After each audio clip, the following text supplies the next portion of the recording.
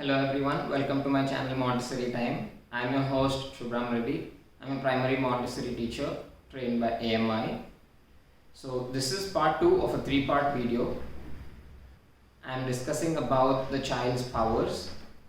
So in this part we'll be discussing about his second power, the sensitive periods. The term sensitive periods was coined by the scientist Hugo de Vries. He was a Dutch scientist. So he was studying on a species of caterpillar that were intensely drawn to sunlight only in one particular phase of its life, right after birth.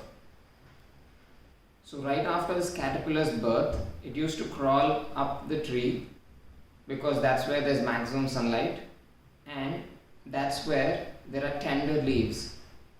So it used to eat a lot of these tender leaves only for that short period of time, and then it used to come back down towards the shade and then build its cocoon around itself. So there was this period, only a very short period of its life, that it was drawn to this sunlight. So he called it the sensitive period.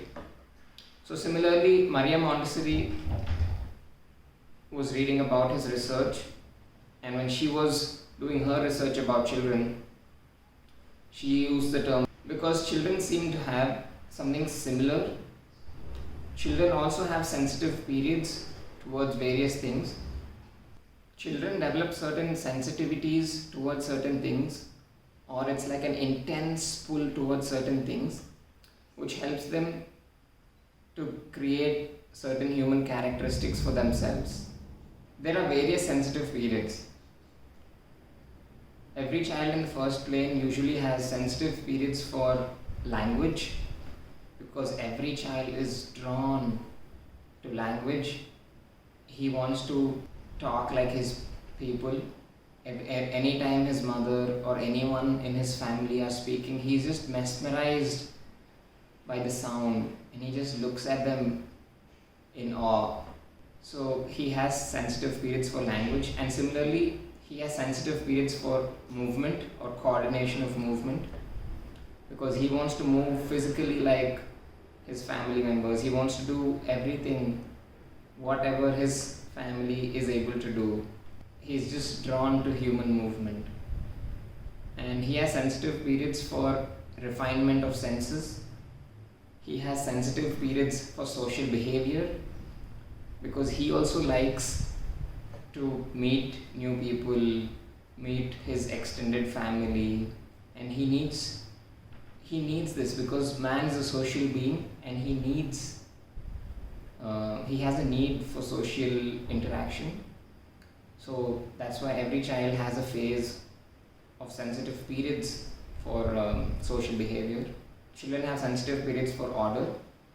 You must have noticed when something that is kept in a particular place throughout, if its position is changed, children seem to cry or feel upset about it.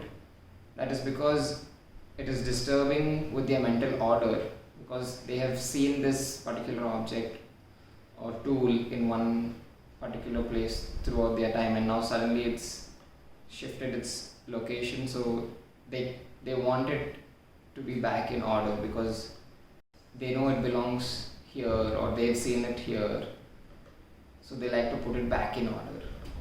And children have sensitive periods for tiny objects. You might have noticed children in the first plane, they like to pick up tiny objects which they find, something very tiny which we wouldn't have noticed otherwise, but they seem to be noticing this. So that means they're having a sensitive period for tiny objects at that time. One thing about the sensitive periods is that we can identify it only when it's at its peak. We do not know when the sensitive period has begun for a child or when it's going to go away, but we will only notice it in its peak. For example, a child is trying to learn the language of his people. He's listening to all the sounds, absorbing all this information and trying to create mental order and structure with all the sounds that he is hearing every day. But when he speaks a few words, we might think he's having sensitive periods for language. But then the work to arrive at this level has begun much before. So his sensitive periods for language have begun much earlier. So we can identify the sensitive periods only when they're at their peak, not when they begin or not when they're fading away. Sensitive periods are like a spotlight, because when a child is having a sensitive period towards something, everything else in the background fades away and all his focus is upon that sensitive period, and he's doing all this subconsciously. So there's an intense repetition that's going on beyond his control. So you might have seen children when they are introduced to some washing activity, they would love to wash repeatedly looking at the foam, or some children when they're having sensitive periods for language, when they're writing, there's an explosion of writing, so they want to write a lot, they want to continuously write how many ever pages, even they cannot stop their hand from writing. It's a burst of energy to fulfill that sensitive period. It's a beautiful experience. So let me tell you about the characteristics of these sensitive periods. They are universal. Every child has them. There's a fixed time frame. They're transitory. They come and they go. They come and they go. They work together. Since there are multiple sensitive periods, they work together. They exist only for a short period of time. That's only in the first plane of development. They are not obvious, because we can only recognize that a child is having a particular sensitive period only when it's at its peak. So it's not obvious to identify when it has begun. And another characteristic is that we will see intense repetition during a sensitive period.